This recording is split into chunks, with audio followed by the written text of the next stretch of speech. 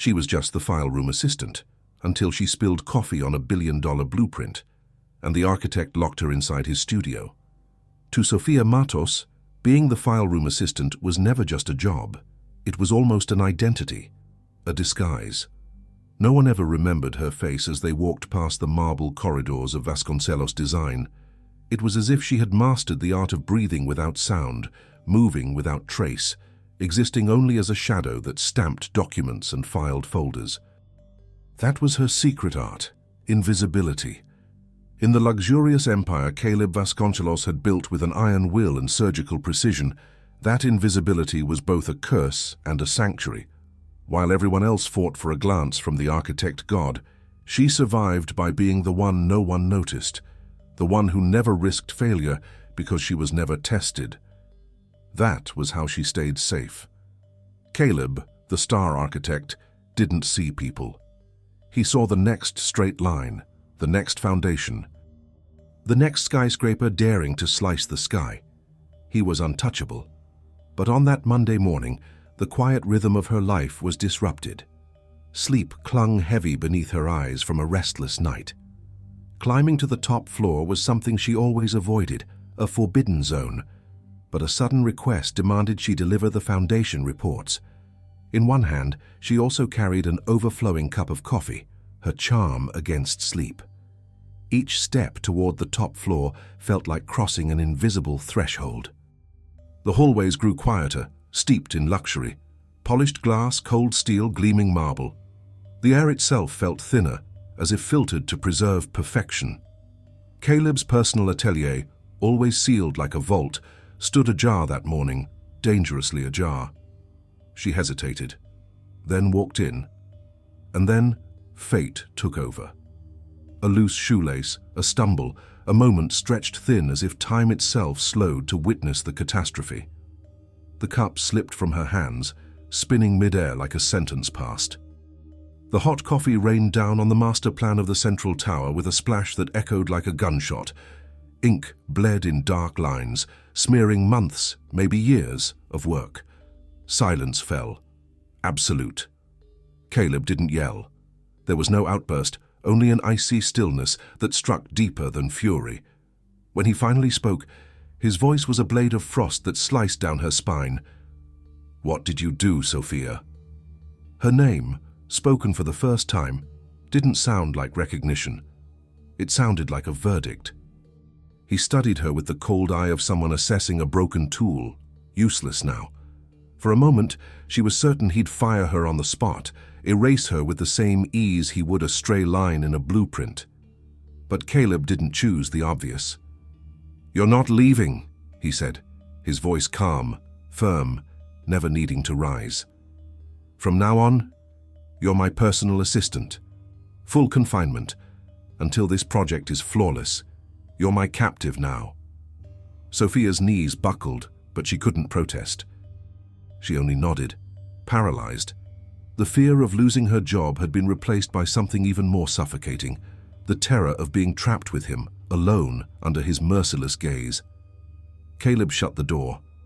The metal latch clanked loud and final, reverberating like a sentence sealing not just the room but her fate.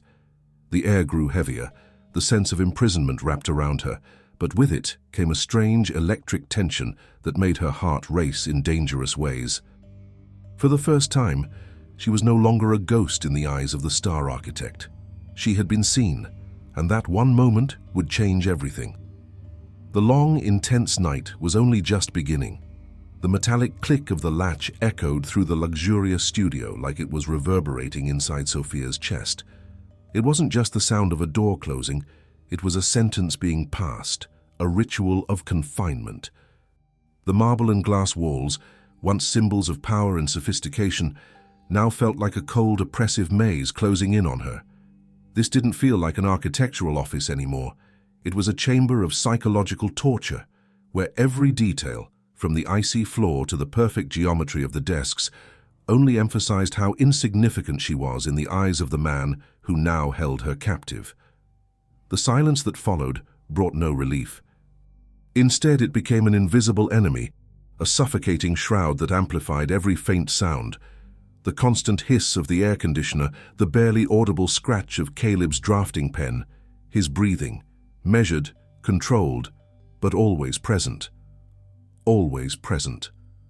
A reminder that she was not alone. The sour scent of spilled coffee, the mark of her catastrophe, lingered in the air as a cruel reminder of her failure. But slowly it was overtaken by the room's dominant fragrance, a carefully curated blend of sandalwood, expensive leather, and freshly printed paper. It was the scent of Caleb. Not just of his body, but of his entire world, a world of unattainable perfection, into which she had trespassed like an uninvited intruder. Every breath she took choked her, forcing her to face the truth. She was on forbidden ground, exposed. Caleb didn't look at her. The architect god was hunched over the wreckage, his sharp eyes tracing the damage across the paper, like a surgeon examining a compromised organ. His fury didn't erupt in shouts or slammed fists. It was frozen in a silence so cold, it was almost unbearable. His restraint was a blade without a handle, slicing her without sound. Sophia stood still, not daring to move. She felt like a disposable part, one that had failed in its only purpose. With a childlike desperation, she wished she could vanish, truly become the ghost she'd always been in the file room, dissolve into thin air and return to her sanctuary of invisibility. But it was too late. He had seen her. Caleb Vasconcelos, who never noticed anyone, had spoken her name like a judgment, and now she could no longer be unseen. Time stretched, each second pulling tighter on the wire of tension, until finally his voice broke the silence, low, controlled, and so firm it allowed no room for objection. Folder 10A, Foundation Drafts, begin. Sophia moved instantly, as if jolted by a current. Her legs were trembling, but obedience came instinctively. She searched for the folders, her hands quick despite her pounding heart. Every action was driven by a new, terrifying kind of professionalism.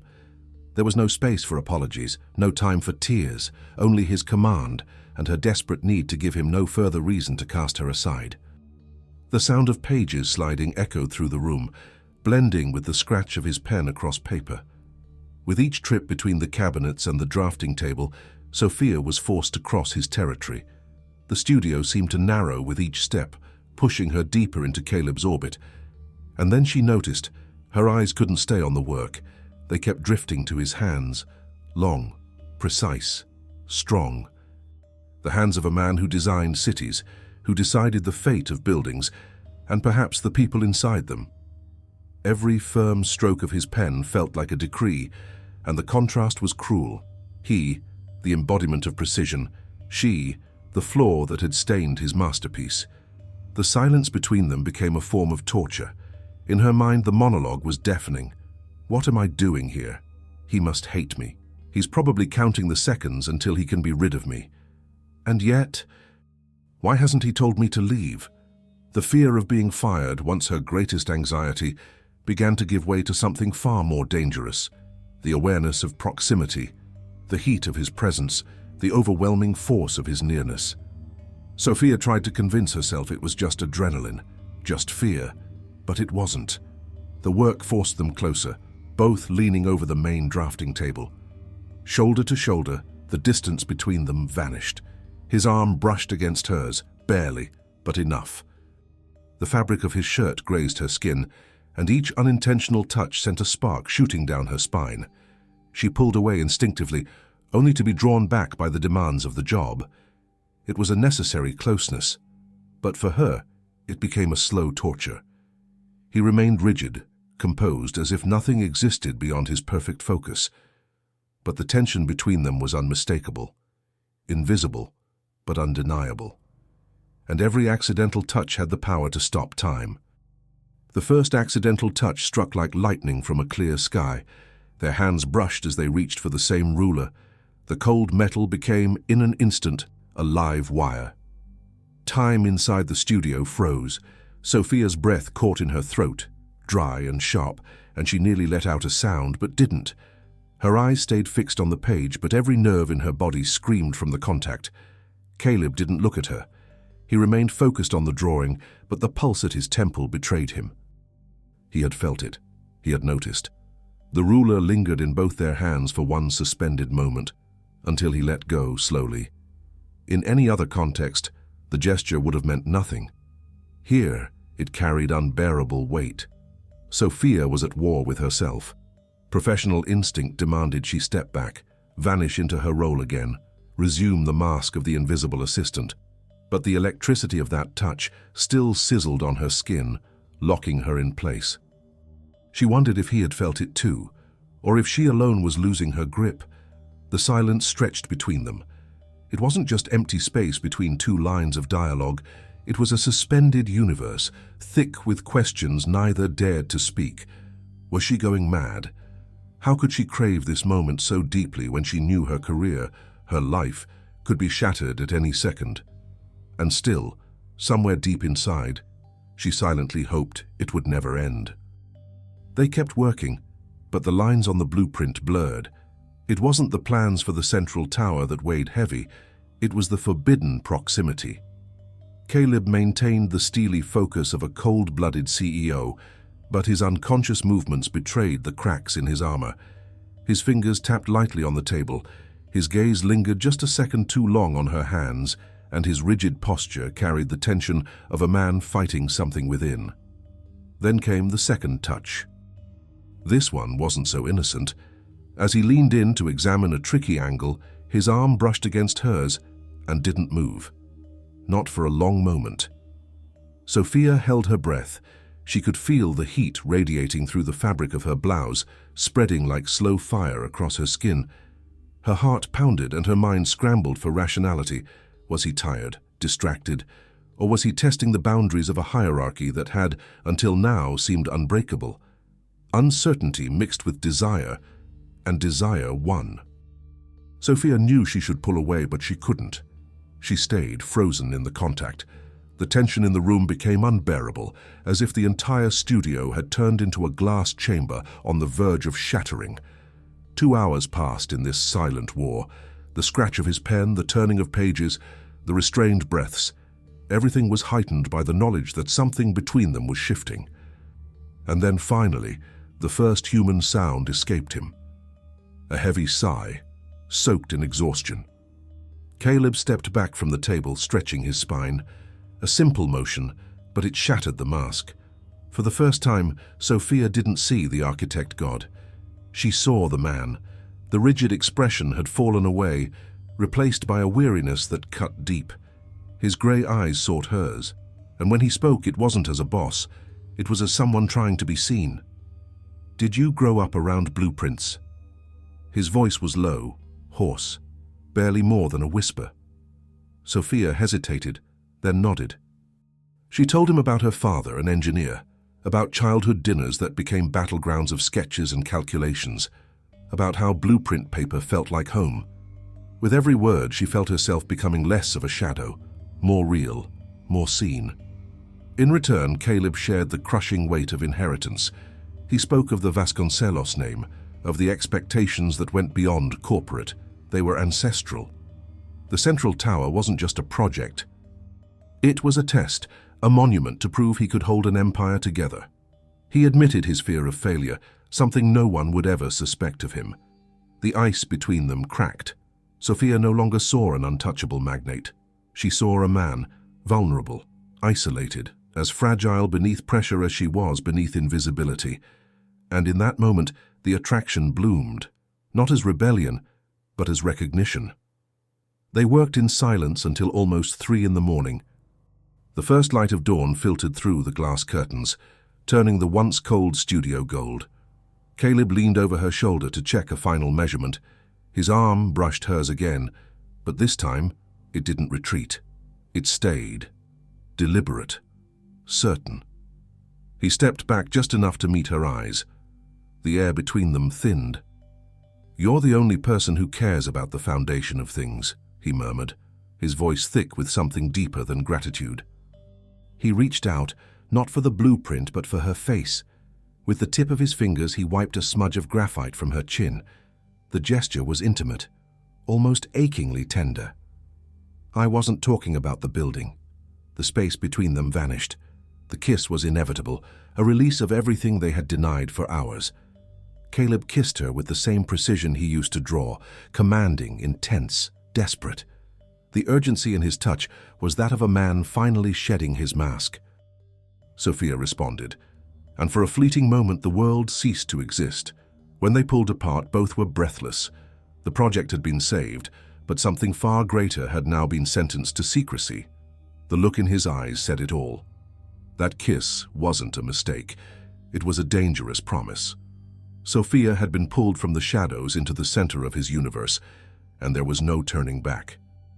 The studio, once a place of panic and punishment, had transformed into a sanctuary for a forbidden secret, a marble and glass refuge where corporate hierarchy dissolved, but only under the cloak of darkness. Every inch of that space, from the cold gleam of the drafting tables to the panoramic view of the city, now held a new meaning. It was there, and only there, that the architect god ceased to be untouchable and became simply a man. And Sophia stopped being invisible. She existed. Her life split into two irreconcilable realities. By day, in the polished corridors of Vasconcelos design, she was the invisible assistant once more. She catalogued files with mechanical precision, smiled politely when asked for documents, and avoided interaction beyond what was strictly necessary. Yet her body betrayed the weight of her secret. Her hands trembled slightly whenever she saw Caleb walking toward a meeting room. Her heart raced when his scent, leather and fresh ink, drifted past her. In those moments, she had to remind herself of the mask, to become again the ghost everyone ignored. But by night, everything changed. As soon as the last team left the building and the lights dimmed, Sophia transformed. The silence that once felt oppressive now became her accomplice.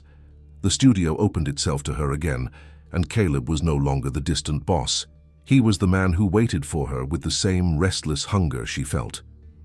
In the dark, she was the only one who could breach the fortress he had built around himself, the only one who touched without fear, who drew from him quiet sighs between crumpled blueprints and smudged sketches, who heard whispered truths that daylight would never permit. That contrast was intoxicating. Every stolen touch, every lingering kiss across the drawing table made adrenaline pulse like sweet poison. The danger wasn't just part of the romance, it was the romance. It was vital. More potent than job security, more powerful than reason. But with intoxication came paranoia. Sophia memorized the guards' schedules, the sound of the janitor's cart squeaking down the hall, the exact intervals between elevator dings. She learned to recognize the soft click of the surveillance cameras shifting and to calculate how long they had until the next patrol passed their floor. Every detail of the company's nighttime routine became a survival equation. And still the risks were constant. A guard's suspicious glance when she left too late, the receptionist's casual question about her overtime hours, the sudden arrival of an elevator that sent her scrambling behind a shelf, heart pounding, while Caleb remained still on the other side, cool, composed, pretending to review blueprints. Those near discoveries made her tremble and crave him even more. It was as if danger itself pushed them closer. Each night the studio door shut behind them, they crossed a threshold into a secret world. Officially, they were working late to rescue the central tower. But in truth, the real project was them. The heat of stolen moments, kisses that lingered too long, and the silent desperation to hold back a love too bold to survive the daylight. It was the most dangerous design either of them had ever dared to build. Sophia's friend Clara was the only person who knew the truth behind the surface, the only one Sophia had dared to confide in, to share the secret that burned like wildfire in her chest. It was Clara who gave the first serious warning, the cold gust of reality Sophia had been trying so hard to ignore. They met in a quiet cafe, far from the marble and glass corridors of Vasconcelos design. Clara spoke softly, but every word landed like a blade. "Do you have any idea what you're doing?" she asked, leaning across the table, eyes sharp, leaving no room for denial. "This isn't just an affair, Sophia. This is an abyss." Sophia dropped her gaze, stirring her untouched coffee. The warmth of the cup was the only thing keeping her grounded. "I know," she murmured, though her voice lacked conviction. Clara didn't let up. "No, you don't. You think you know, but you have no idea the storm you're walking into. Caleb Vasconcelos isn't just your boss. He carries a name, a fortune, a legacy that doesn't belong only to him. It belongs to an entire dynasty. Do you get that? What you two have isn't just forbidden. It's impossible." The words hit harder than any rebuke Sophia had imagined. She already knew the risks, but hearing them aloud made everything feel far more devastating. Clara pressed on, firm, almost ruthless. "He's promised, if not officially, then socially. Everyone knows. His family already tied him to the Montero girl. It's the perfect union, two real estate empires merging, a marriage that seals not just a relationship, but billions in contracts. Do you really think they're going to let some nameless file room assistant, with no wealth, no pedigree, destroy all of that?" Sophia felt her face burn. It wasn't just fear, it was shame. The contrast was brutal. Clara was only saying out loud what she had already sensed. Her love for Caleb didn't just threaten a facade, it threatened an empire, built over generations. "And don't think it'll stop with him," Clara added, her voice lower, heavier. "If this comes out, they won't see a love story. They'll see a scandal. You'll be labeled a gold digger, a social climber, an unworthy intruder. They won't care about your feelings, Sophia. They'll crush you." Every sentence was a blow. Sophia listened, terrified, but frozen. Inside her, reason was screaming. But louder than reason was the memory of the night before, the kiss that had melted her defenses. Caleb's touch had the power to erase every argument, to silence every voice around her, including her own. She looked up at Clara, eyes brimming with tears. "I know you're right, but I can't stop." Clara sighed, leaning back in her chair. The heavy silence that followed said more than any advice could. Sophia knew her friend spoke out of love, out of fear for her. But deep down, her heart had already chosen. And each time Caleb pulled her close and their lips met, the world collapsed. And all that remained was him. And that was what terrified her most, realizing she no longer had the strength to resist her own undoing. Caleb's world, the one he had worked so hard to keep at a distance, began to seep into the sanctuary of the studio with alarming speed, like water creeping through unseen cracks. The marble and glass walls were no longer enough to keep out the watchful eyes of those who orbited around him. His mother, Helena Vasconcelos, was a woman whose presence dominated a room before she ever spoke. Her hair was always perfectly styled, her jewelry discreet yet unmistakably expensive, and her eyes, an even colder shade of grey than Caleb's, missed nothing. She noticed everything, a slight delay, a subtle shift in tone. Caleb's absence from late-night meetings that had once been carved into his routine. Helena didn't question, not at first. She observed, she collected. She assembled the puzzle with the patience of a predator. The arranged fiancée, Isabella Montero, was a different creature. Young yet expertly trained in the art of social warfare, her beauty was icy and immaculate, like a statue sculpted to impress shareholders.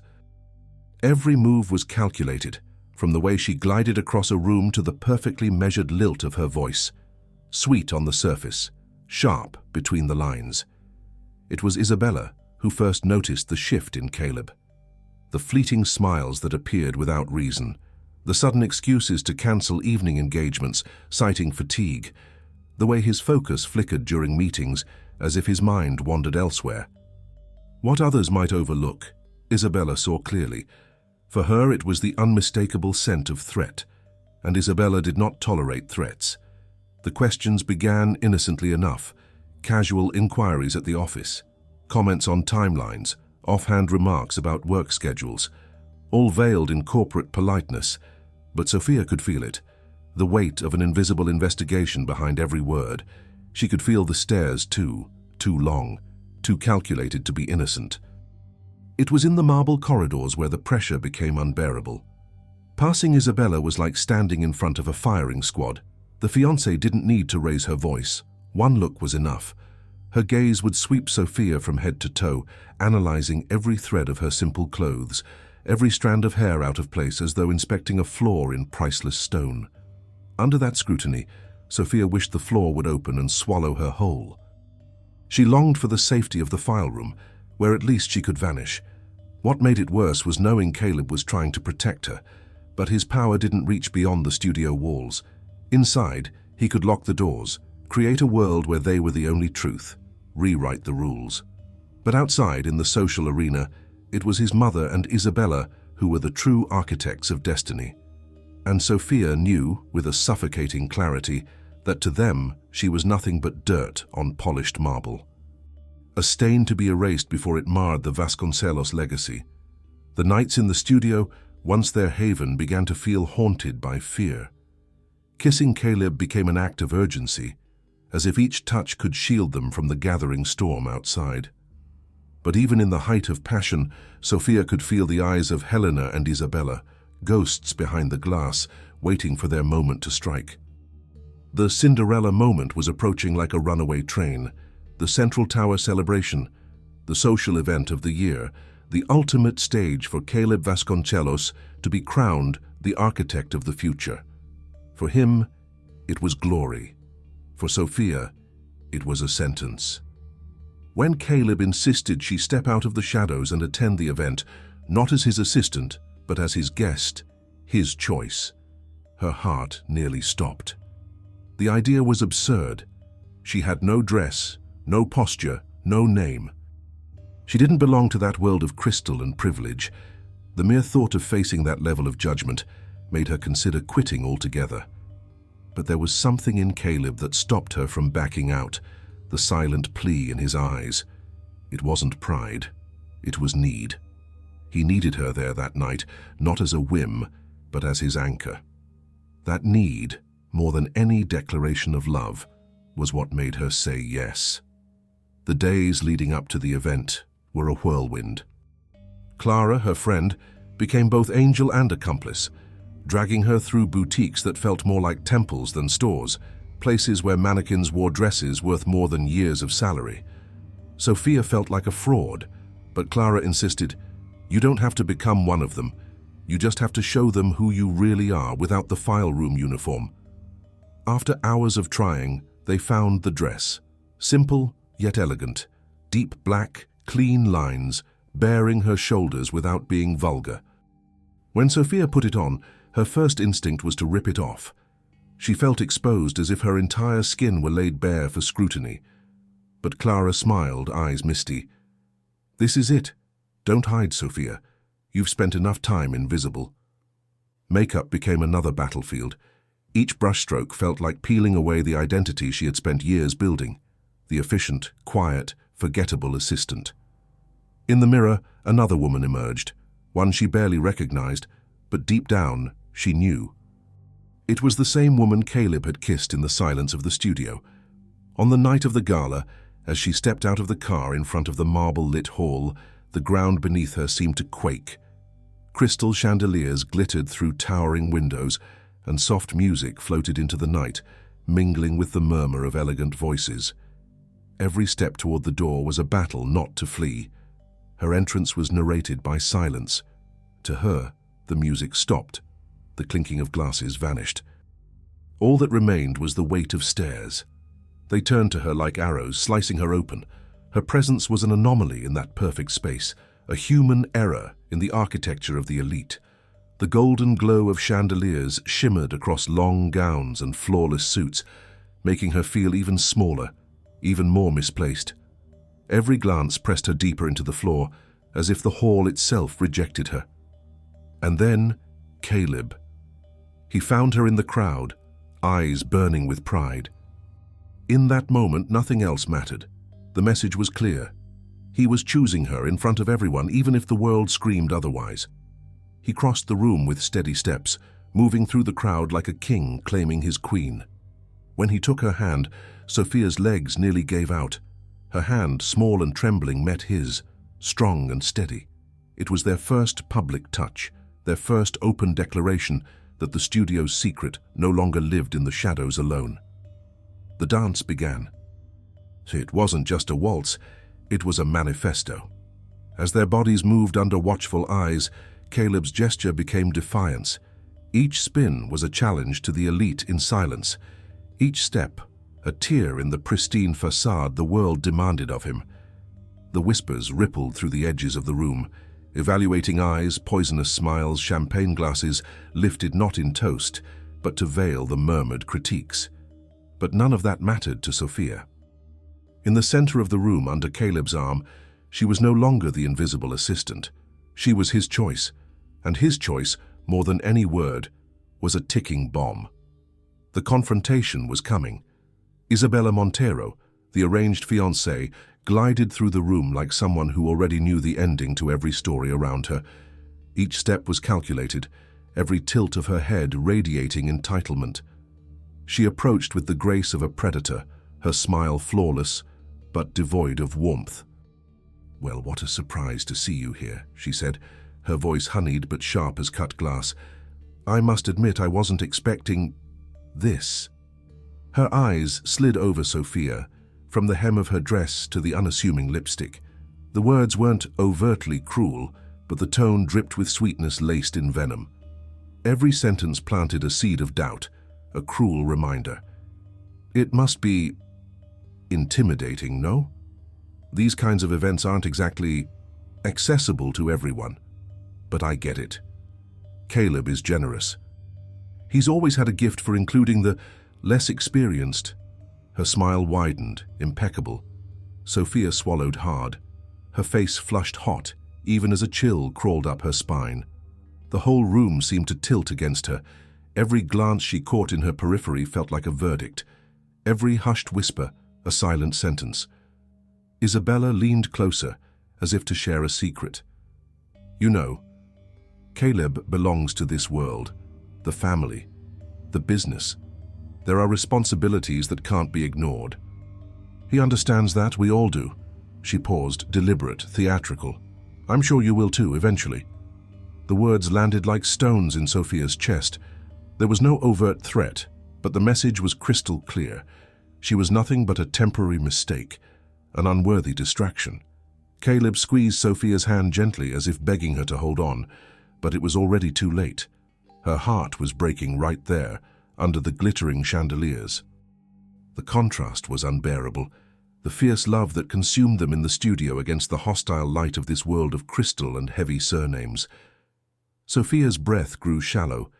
The dress felt like it was tightening with every second, suffocating her. The music of the orchestra faded, muffled while the whispers swelled. Her vision blurred with tears she could barely contain. The pressure was too much, the gulf between worlds too wide. The voice of reason screamed in her head, "You don't belong here, this is a mistake." With a shattered heart, she let go of Caleb's hand. A small gesture, but it echoed like thunder. Caleb looked at her, startled, but he had no time to stop it. She stepped back, then again. The crowd parted as if rejecting her, as if the entire room had silently sided with Isabella. Sophia turned and began walking fast, almost running. Each click of her heels on the marble floor was a cry of pain, each step a farewell. Determined, she headed for the exit. She couldn't do it anymore. She couldn't endure one more second under that cruel scrutiny. The only choice was to flee, from the ballroom, from the party, from Caleb's life, before the tragedy was complete. The sound of Sophia's heels fading toward the door was the only real sound Caleb could hear through the deafening noise of the celebration. Every strike against the marble was a blade driven into his chest. Everything else, the clink of crystal, the false laughter, the venomous murmurs, sounded like an orchestra of judgment. The ballroom, designed to be the stage of his triumph, was transforming before his eyes into the scene of his greatest emotional failure. He hadn't just lost Sophia to the cowardice that paralyzed him, but to the cruelty of the very world that sustained his career. The image of her slipping her hand from his replayed in his mind, the trembling fingers, the tearful gaze, the despair etched on her face. It was a silent surrender, not to a lack of love, but to the crushing pressure coming from his fiancée and his mother. His body stood rigid, a marble knot held together by sheer discipline. He, the star architect, the man who designed unshakable foundations, now felt his own foundation crumbling under the weight of a choice he had postponed all his life.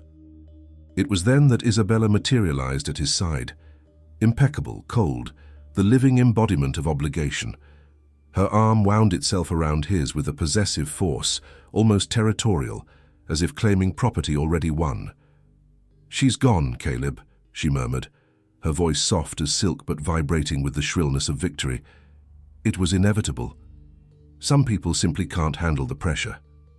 He didn't need to look to know her eyes gleamed with triumph. Behind her, his mother approached in silence. Helena Vasconcelos didn't need words. Her gaze was enough. In it was the chill of a general surveying a battlefield after victory. It was the verdict he had known since childhood. He was not here as a man, but as an heir, charged with sealing a billion-dollar alliance, merging dynasties, perpetuating an empire.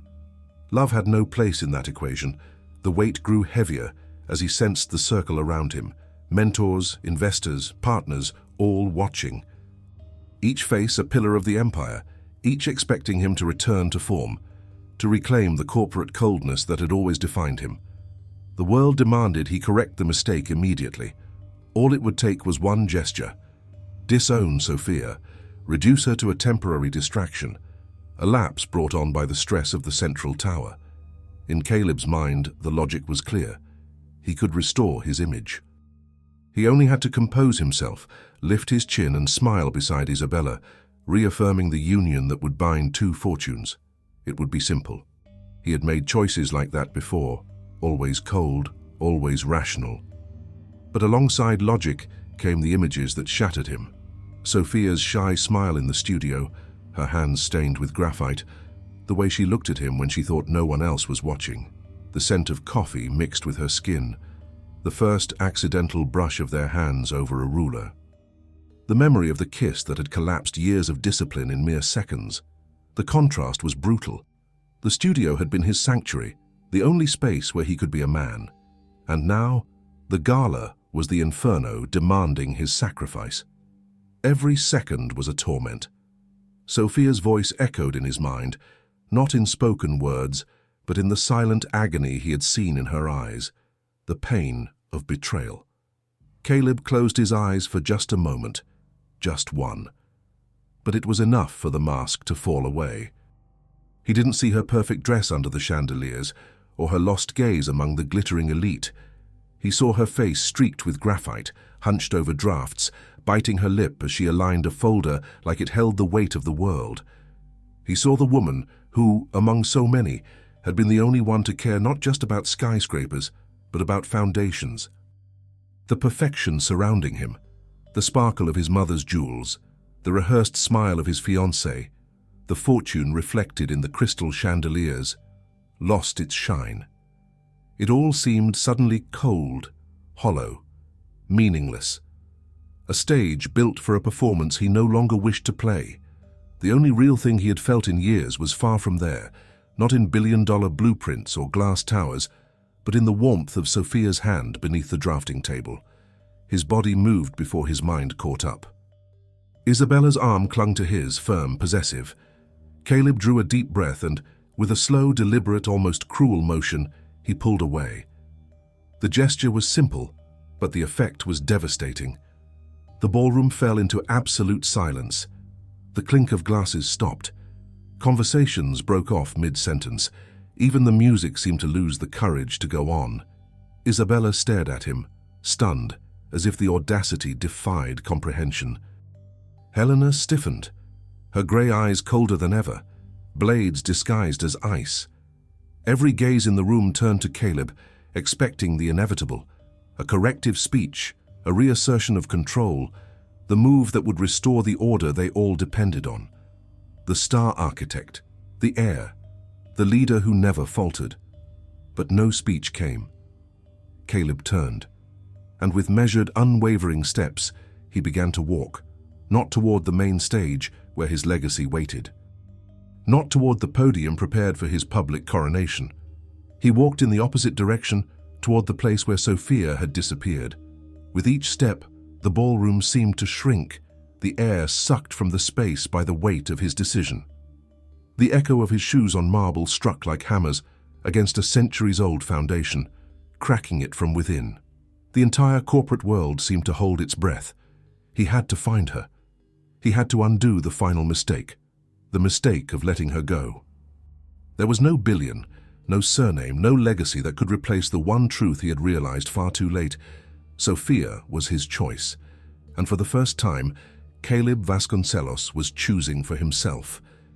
He found her near the service stairwell, curled into herself, as if trying to vanish into the shadows.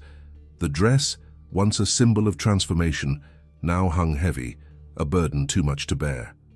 Her back trembled with silent sobs, and every muffled cry felt like a blade driven into Caleb's chest. Sophia was ready to return to where she came from, anonymity, invisibility, the quiet archive where she posed no threat to anyone. Caleb stopped. He didn't touch her, not yet. He simply looked at her, heart in pieces, knowing that if he reached out only here in the shadows, nothing would change. She might accept him, but the world wouldn't. And it was the world he had to fight. Then, with sudden resolve, he turned back. The ballroom still buzzed with tension, split between the hope of restored order and the fear of scandal. Helena, his mother, stood like a marble statue, her fury sharp and glittering. Isabella, the carefully sculpted fiancée, watched with the cold composure of someone losing a war, but not the right to hate. There, standing at the edge between the stairwell's darkness and the cruel light of the ballroom, Caleb made his decision. He took Sophia's hand, not to kiss it, but to lead her back. He drew her close, lifting her chin with a tenderness that felt like a proclamation. Then he raised his voice. "This is Sophia Matos." His words sliced through the murmurs like lightning. The crystal chandeliers trembled with the echo. Silence fell, heavier than any sound. Caleb wasn't speaking to his mother or to his fiancée. He was addressing the investors, the political allies, the elite who dictated fates. "She's the only one who cares about the foundation of things, not just buildings, but mine." Shock rippled through the room. Whispers surged again, faint but unmistakable. He pressed on, his voice stronger, each word like a brick torn from an ancient wall. "For years I hid behind coldness. I built walls to keep everyone out. I was an architect, but I was also a prisoner. Sophia was the only one who dared to cross that wall, even if by mistake, even if just with a spilled cup of coffee. And in that mistake, she revealed the only truth I've ever known." Some guests looked away, uncomfortable. Others stared, captivated. Helena stood frozen, as if her legacy had cracked beneath her feet. "You offer me legacies, fortunes, dynastic mergers," he continued, his voice rising. "But no skyscraper stands without a solid foundation. And Sophia—" He tightened his grip, his gaze on hers as if the world had vanished. "Sophia is my foundation." The declaration dropped like an irreversible verdict. And still he wasn't done. "Yes, I kept her close, locked us inside the studio, not as punishment, but because I didn't know how else to keep from losing her. She was the truth I was afraid to let go." Isabella stepped back, her flawless mask breaking. Helena wavered, the unshakable matriarch caught off guard, a fissure opening in her authority. The Vasconcelos empire, built over centuries of alliances and ambition, was unraveling before their eyes. Not from scandal, not from ruin, but from love. Caleb turned back to Sophia. The world held its breath, every eye fixed on them, every ear waiting. He said nothing. He simply leaned in and kissed her. But it wasn't a hidden kiss in the dark. It was a kiss in the full glare of chandeliers and scrutiny. A kiss of urgency, surrender, and triumph. It wasn't the seal of a business deal, but the signing of something far deeper, a soul contract. The room didn't applaud. It didn't dare react. It held still in the heavy silence of those who witnessed the fall of one empire and the birth of another. Through tears and disbelief, Sophia understood. She was no longer the woman hidden in the star architect's shadow. In that moment, he had brought her to the center of everything. The sunlight that streamed in that morning was no longer the cold glare that had once poured into the studio on the day of the spilled coffee. Now, the light passed through the curtains with warmth, a promise of continuity, not closure.